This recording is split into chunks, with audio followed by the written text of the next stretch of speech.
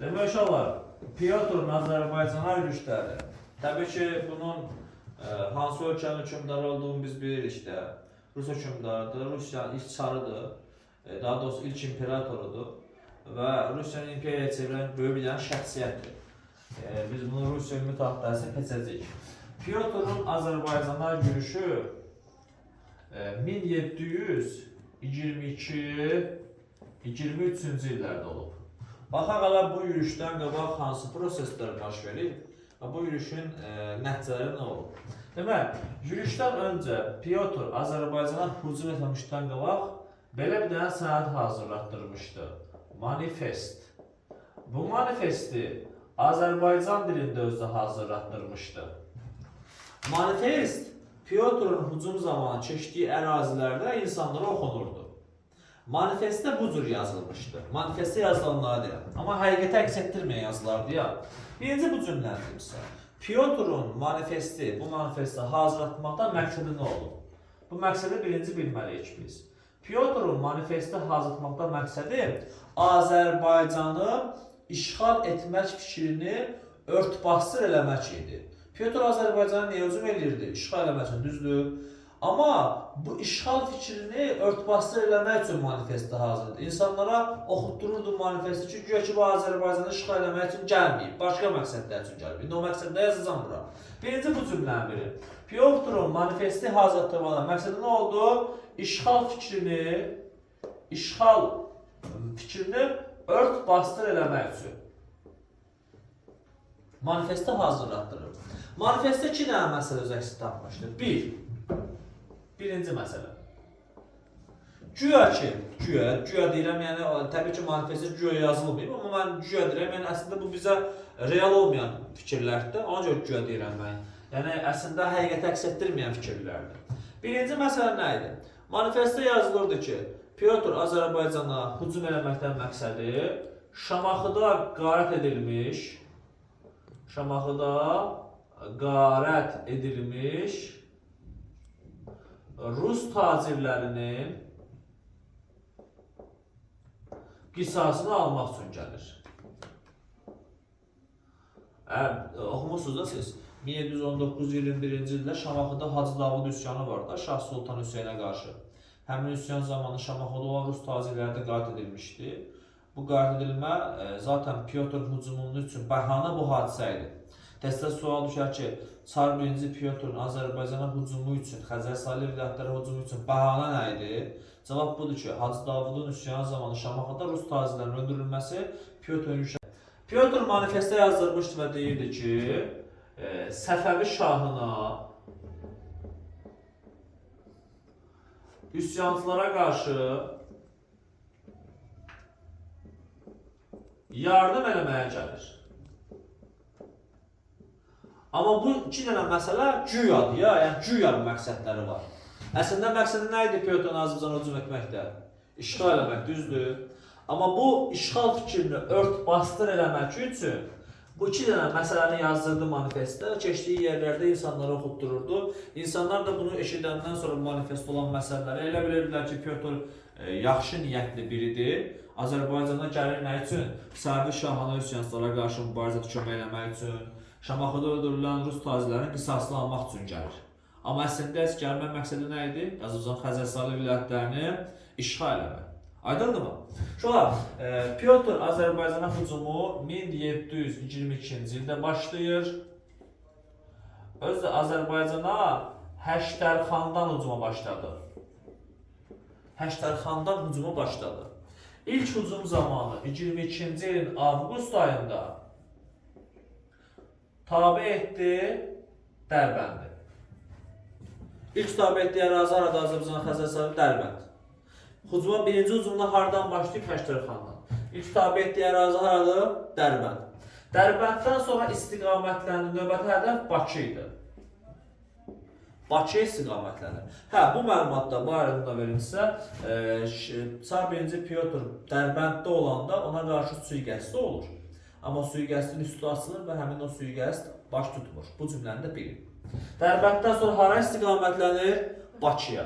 Amma Bakıya 22-ci ildə hücumu baş tutmur və geri qayıdır.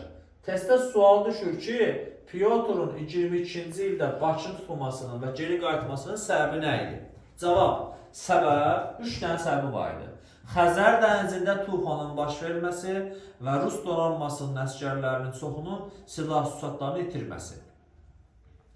Təbii ki, dənizə baxmışdı, gəmilər baxmışdı deyə çoxlu silah-sursat, ərzaq ehtiyatlarını itirmişdilər. 2. İsveçlə yenidən müharibə təhlükəsi 1721-ci ildə Şimal müharibəsi İsveçdən təzə qurtarmışdı.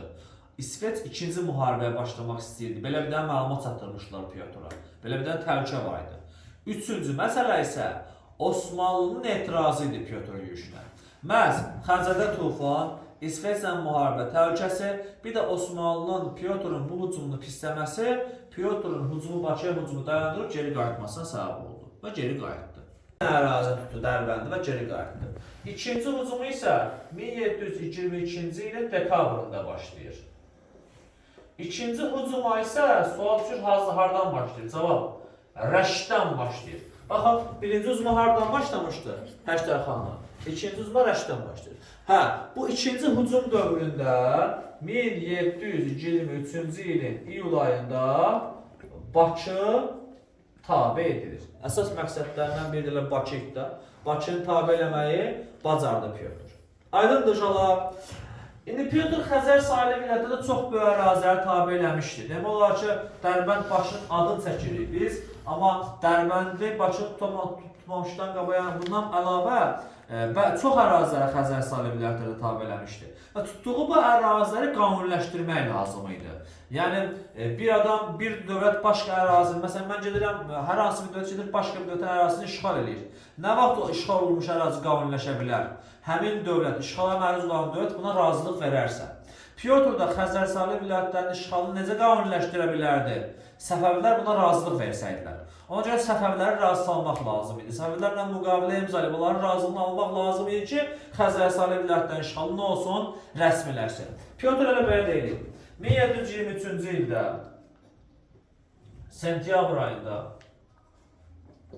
belə bir dənə hadisə, belə bir dənə müqavilə imzalanır. Peterburq müqaviləsi. Təbii ki, hansı dövlətlər arasında?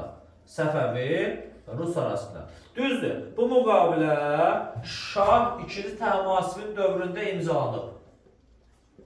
Amma bu müqavilə Təhmasibdən xəbərsiz imzalayıb.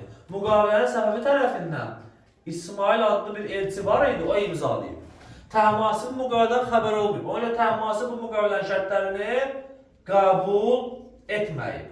Amma qəbul etməsə belə müqavilə artıq imzalanmışdır. Müqavilənin 2 dənə şərti var idi. 1. Xəzər sahili vilayətlərin Rusiyaya ilhaq edilməsini, işğal edilməsini, Rusiyanın olmasını Səfəvilər qəbul edirdilər. 2. Rusiya Səfəvilərə əfqanlarla müharibədə kömək edəcəyini vəd verirdi. Peterburq müqaviləsi bu 2 dənə şərti bilmək lazımdır. Peterburq müqaviləsi ilə Pyotr işğal etdiyi Xəzər sahili vilayətlərini demək olar ki, tabe etdiyi ərazilərin hamısı işğalını Səfəvlərə qəbul etdirir. Təhmasib düzdür, bunu qəbul etməmişdi. Amma artıq müqavilə imzalanmışdı. Müqavilədə Təhmasib möhrü var idi. İsmail o möhrü vurmuşdu müqavilənin üstünə. Təhmasibdən xəbərsiz. Aydındır. Təhmasib qəbul etməsə də müqavilə imzalanmışdı. Bunu bildik. İndi Pyotrun bu işğalları narazısalarda hansı dövləti? Qafqazda möhkəmlənmək istəyən digər bir dənə dövlət var idi, Osmanlı. Osmanlı narazı sardı. Amma həmin vaxt müharibə aparmaq Osmanlıya da sərf eləmirdi. Rusiya da sərf eləmirdi. Çünki Rusiya təzə Şimal müharibəsinə çıxmışdı. Osmanlı daxilində da böhran var idi. İslahatlar falan gedirdi deyə müharibə aparmaq uyğun deyildi. Ona görə tərəflər öz aralarında razılaşma yolu ilə Qafqazı bölüşdürməyə qərar aldılar və razılaşma yolu ilə Qafqazı bölüşdürdülər. Hansı hadisə baş verir? 1724-cü ildə belə bir dənə müqavilə imzalanıb. İstanbul müqaviləsi.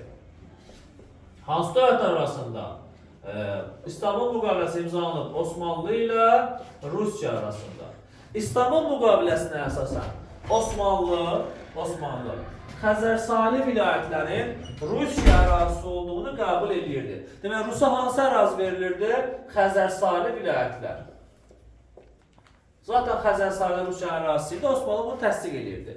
Osmanlı isə Xəzər sahilindən başqa qalan bütün Azərbaycan torpaqları. Yəni qalan ərazilər də kimə verilirdi? Osmanlıya. Azərbaycan 2 hissəyə bölünürdü. Xəzər sahili vilayətlər Rusiyanın, qalan ərazilər Osmanlının mülki elan edilirdi. Və müqavilənin bir dənə şərti vardı.